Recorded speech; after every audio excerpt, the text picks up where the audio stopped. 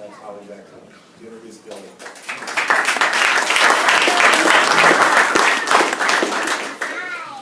Okay, so first, before I get to the important matter at hand, I am bringing two special greetings. The first is from what we call lately in our slang moments, BRFH, Big Red Field Hockey. The current Big Red Field Hockey team is so proud and excited that both of the women that are being inducted today are from our team. We're a family, and we even have a little Facebook site. It's called BRFH Forever. That has alums weighing in here and there. And anyway, they were thrilled to hear it. So they sell these little hats to raise funds, but they wanted to send them to you both because two BRFH captains, you're important. They want you to know it. Okay. And the second special greeting I have for you comes from Martha Gracie, who couldn't be here today, but she pretty much raised these Goldmans in Cleve House. They're Cleve's boys, and did the English classroom, and certainly on the field. And she just really wanted me to bring you guys a special dish. Also make me cry. Okay, but. In preparation for the honor of introducing my dear friend Billie, I spent a few minutes digging around my dusty files. And this is sort of embarrassing, I'm a little bit of a hoarder. But I managed to find the recommendation that I wrote in support of her candidacy to Middlebury. And I'm going to spare you the full text. But I can't resist the opportunity to at least share the intro with you. So here's how it went. The way I see it, a girl who grows up with 3 older brothers has 2 choices. She can stay away from the thugs and be the pampered queen, or she can dive into the frenzy and emerge as one street-smart, spunky gal. There's no question which model fits Billie Goldman.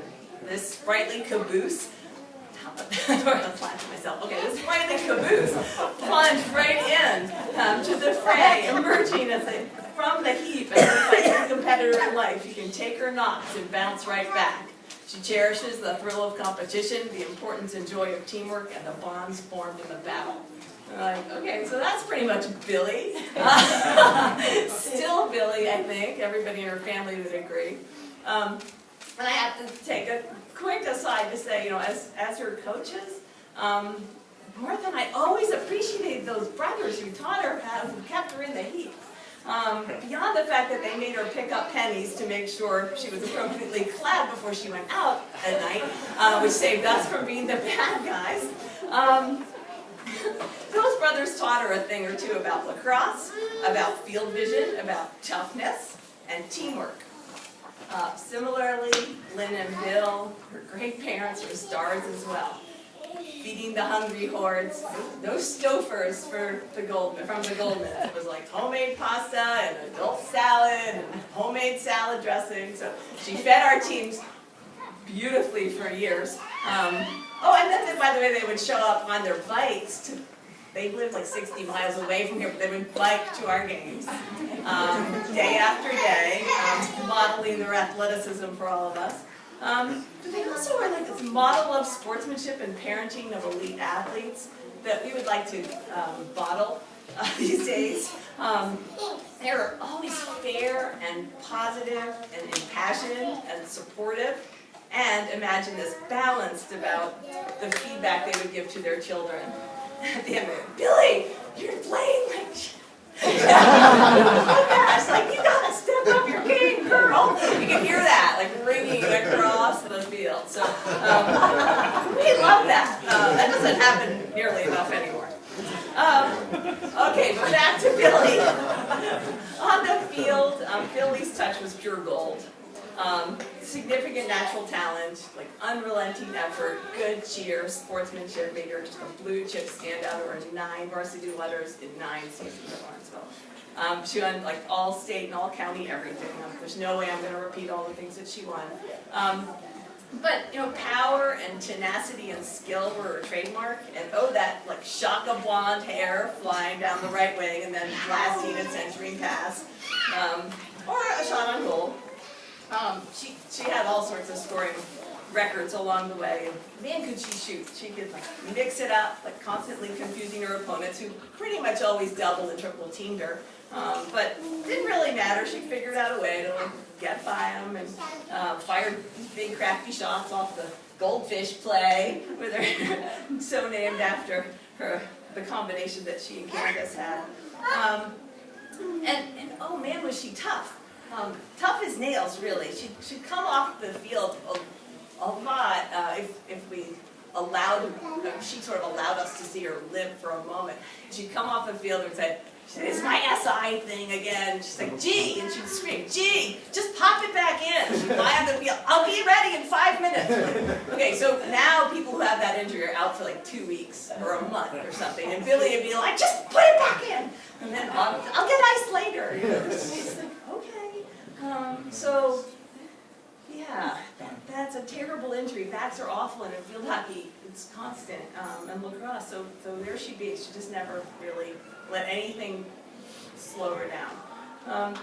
So she set the standard for supplementing her play with high-level club play, but John, you'll love this, never at the expense of her teams.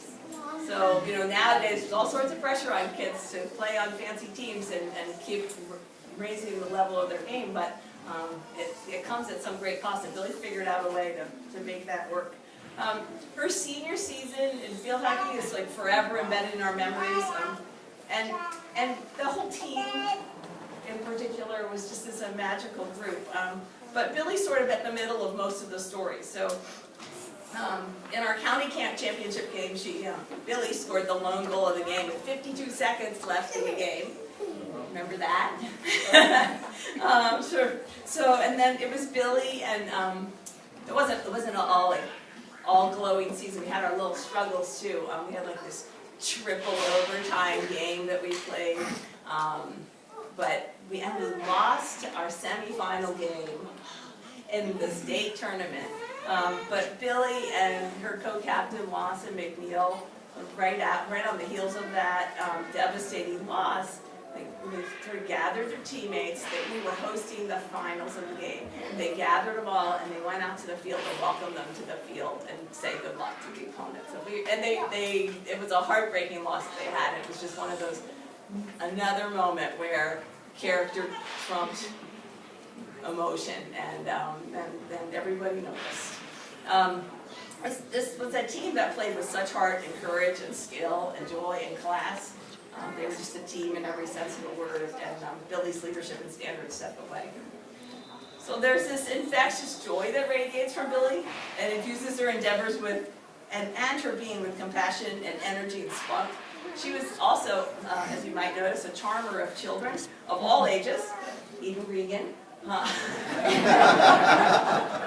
And kids and coaches and teachers and coaches' children felt it every minute of being with her. So she was our prize babysitter. She was like the poster child for what all our kids aspired to be as they grew up. So it surprised none of us to watch her head off to Middlebury and take it by storm, winning, as John said, the Division III National Championship in her freshman year and captaining in her final year.